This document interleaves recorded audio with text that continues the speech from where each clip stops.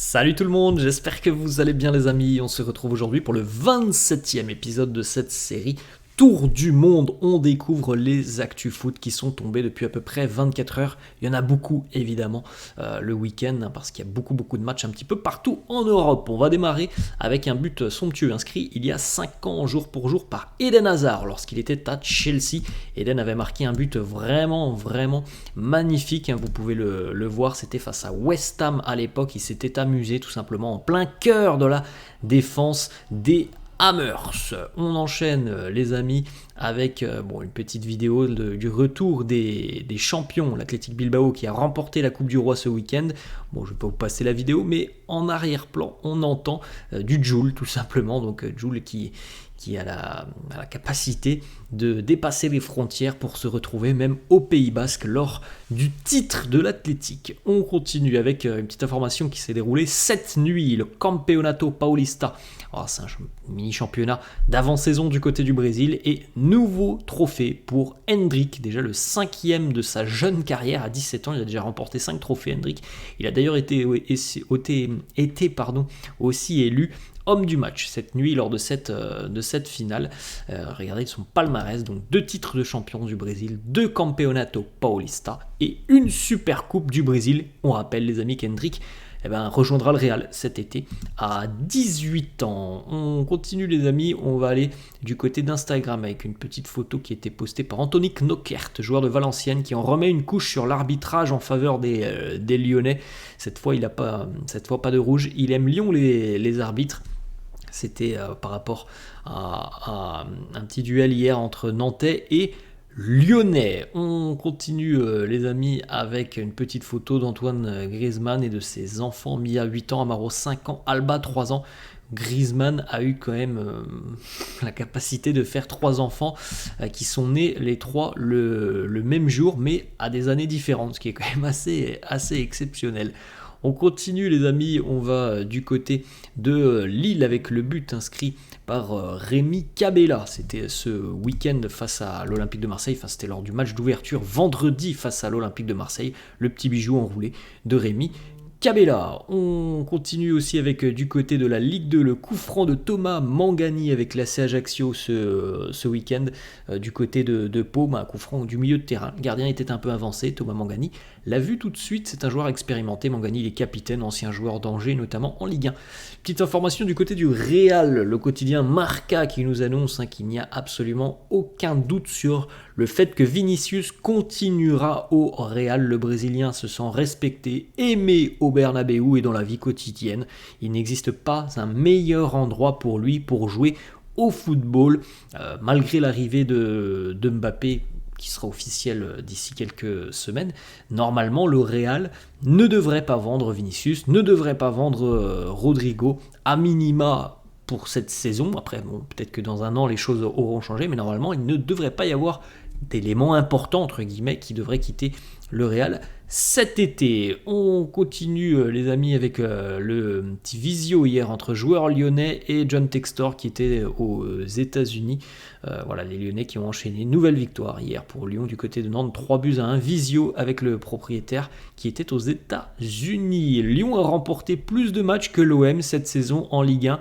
Les Lyonnais sont à 1 point de l'OM maintenant en Ligue 1, ce qui est quand même assez incroyable parce que on sait à quel point la première partie de saison a été très compliquée pour Lyon, mais en revanche en 2024, l'OL je pense, alors j'ai pas vu le classement de la seconde partie de saison, mais je pense que l'OL fait partie des tout meilleurs en Ligue 1 sur la seconde partie de saison. Je crois qu'il n'y a que 2 défaites pour Lyon depuis le début d'année 2024 en Ligue 1, donc ce qui est quand même plutôt assez exceptionnel. On va du côté de Nantes, la rage de Jean-Charles Castelletto après la remontée lyonnaise, puisque Lyon a quand même été mené 1-0 hier jusqu'à la 75e, avant de s'imposer au final 3-1. Castelletto qui nous dit « On est parti trop à l'abordage parce qu'on était confiant et c'est comme ça qu'il nous nique ». Voilà les mots tout simplement de Castelletto. C'est vrai que pour Nantes, faire ce match pendant 70 minutes, c'était un match quand même globalement très sérieux des Nantais. Et puis au final, tu te fais remonter en 15 minutes à la fin, c'est quand même assez difficile, surtout que Nantes a besoin de points. Pierre Sage du côté de l'Olympique Lyonnais, c'est quand même exceptionnel, une finale de Coupe de France, 15 victoires en 21 matchs, 8 places gagnées en championnat, et on rappelle qu'il n'a pas ses diplômes d'entraîneur. Lyon est revenu donc à 1 point de l'Olympique de Marseille, à 2 points de la 7e place qui sera qualificative en Coupe d'Europe si les Gaunes perdent la finale de Coupe de France. Donc voilà, il y a maintenant 2 opportunités pour Lyon pour retrouver la Coupe d'Europe, alors que franchement il y a quelques mois, moi comme je pense beaucoup d'autres, donnais peu de chance à l'OL d'entrevoir une Coupe d'Europe. Donc là ils sont à un match au Stade Pierre-Mauroy et la finale face au PSG de jouer tout simplement la Coupe d'Europe l'année prochaine, et ils peuvent même se qualifier par le biais du championnat. Quand on voit la forme des Lyonnais, on se dit que tout simplement ils vont peut-être aller chercher directement une place qualificative par le biais du championnat. Victoire 3-1 hier pour l'OL du côté de Nantes. Mathis Sabline avait ouvert le score côté nantais. Lacazette, Fofana et Gift Orban ont marqué pour les Gaunes. Du côté de Samir Nasri qui donc participera à la Kings World Cup, c'est Amine Mathieu qui est le streamer qui l'a annoncé hier.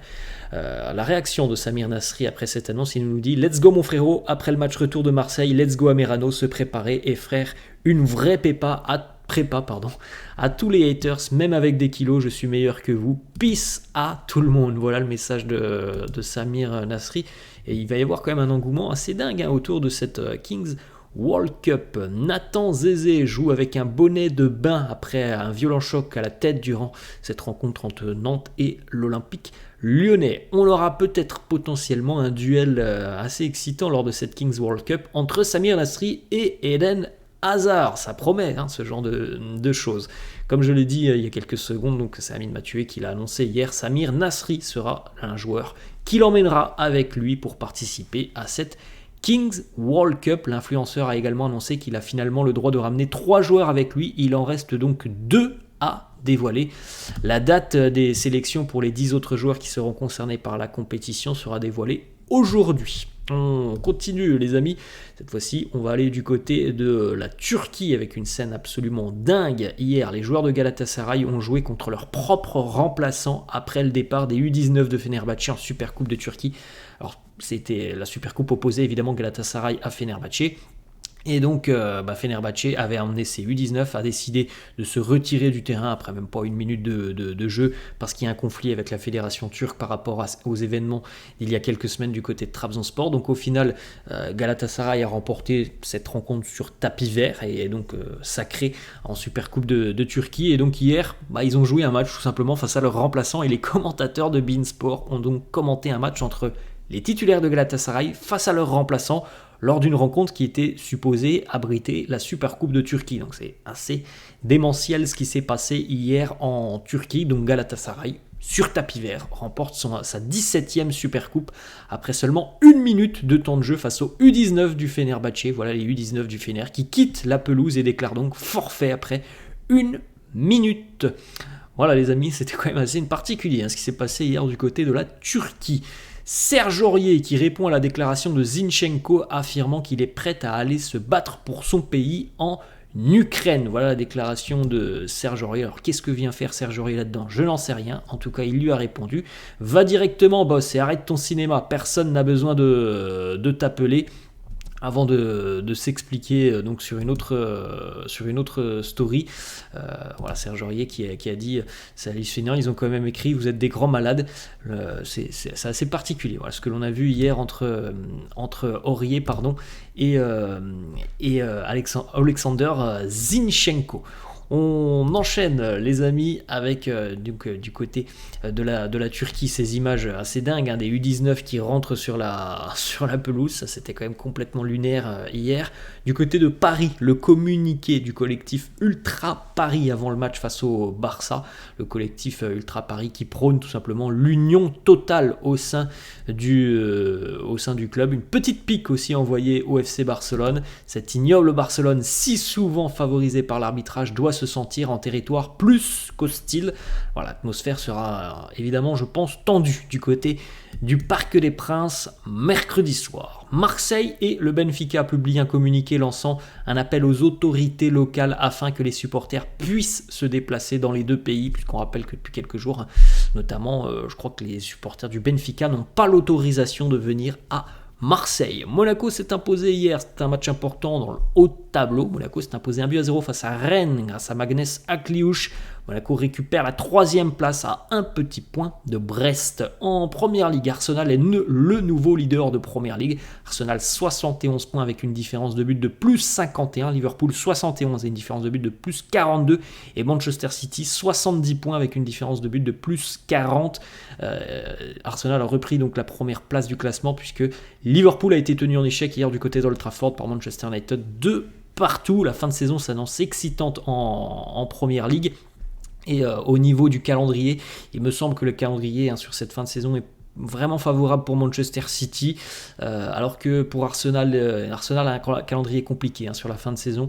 Et Liverpool a aussi 2-3 matchs assez compliqués. City, je crois que j'ai vu le calendrier et il me semble que le calendrier est quand même pas très compliqué normalement pour les Citizens. Alors bon, ils ont un point de retard donc on verra, mais en tout cas ça s'annonce comme une fin de saison de nouveau exceptionnelle en PL. On continue les amis, on va du côté de Manchester United. Cette photo de Kobe Mainoo, si vous suivez un petit peu les Red Devils, c'est un milieu de terrain qui a vraiment des qualités assez exceptionnelles, Kobe Mainoo, et qui va faire encore, je pense, beaucoup parler de lui à l'avenir. Regardez un petit peu les amis cette shoot map qui est assez démentielle hier entre Manchester United et Liverpool. Le but de Bruno Fernandes du rond central, alors que depuis le début de la rencontre, Liverpool outrageusement dominait cette rencontre et Bruno y est allé évidemment d'un but exceptionnel, comme il en a tout simplement pas l'habitude, mais en tout cas il en a les capacités de marquer des buts qui sont complètement dingues. Bruno Fernandes, il l'a de nouveau fait hier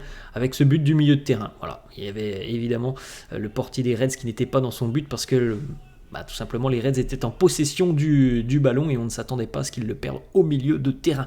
Regardez cette stat, on a vu donc l'image, Manchester United n'a pas tiré une seule fois dans cette première période hier à Old Trafford pour la première fois depuis 2015 dans un match de PL à domicile, ce qui est quand même assez incroyable. On enchaîne, on va du côté de la Turquie. L'équipe entraînée par Arda Turan. Vous vous en souvenez d'Arda Turan, ancien joueur de l'Atlético, ancien joueur du Barça notamment, qui avait eu des démêlés avec la justice. Et bien son équipe hier, Eyüpspor, vient d'être promue en Super League pour la saison prochaine. Donc ils seront en Super League turque.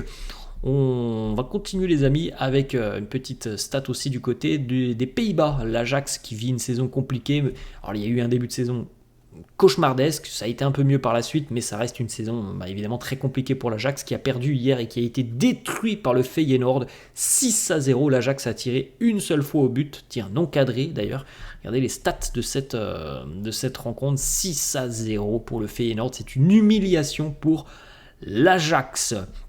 On enchaîne les amis avec le chambrage donc de Mohamed Eni à l'encontre de Rémi Cabella. Rémi Cabella qui lui a répondu en disant ce n'est pas Mohamed Eni, c'est Mohamed haineux. Le Barça du côté de ses réseaux sociaux qui a habillé la Joconde avec un maillot du club avant le choc face au Paris Saint-Germain dans 2 jours. Donc voilà, on sent que l'excitation monte entre Parisiens et Barcelonais.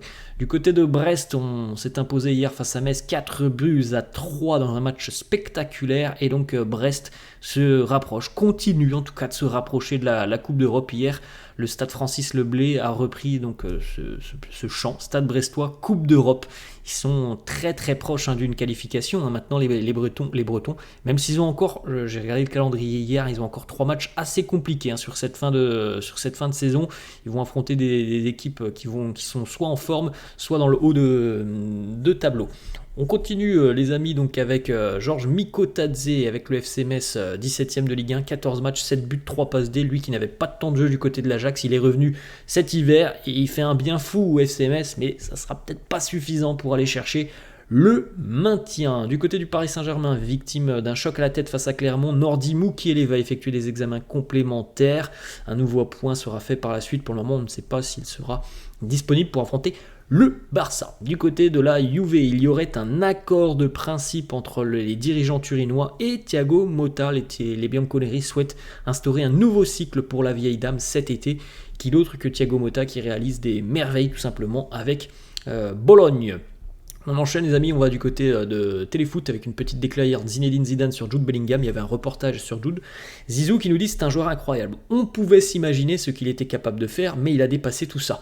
Je suis très fan de lui et tout le mal que je lui souhaite, c'est de soulever des trophées. Une information du quotidien L'équipe, certains joueurs de l'OM commencent à se plaindre d'un manque d'intensité lors des séances d'entraînement de Jean-Louis Gasset. Certains évoquaient une préparation trop légère sous Marcelino et un entêtement tactique de Gennaro Gattuso. Bref, donc il y a toujours un problème du côté de Marseille, selon les informations de l'équipe. Il y a toujours un problème avec les entraîneurs, mais jamais visiblement les joueurs ne vont se remettre en question. Petite séquence sympa, Haaland et Bellingham, lorsqu'ils étaient évidemment du côté de Dortmund, ils se retrouveront demain en Ligue des Champions.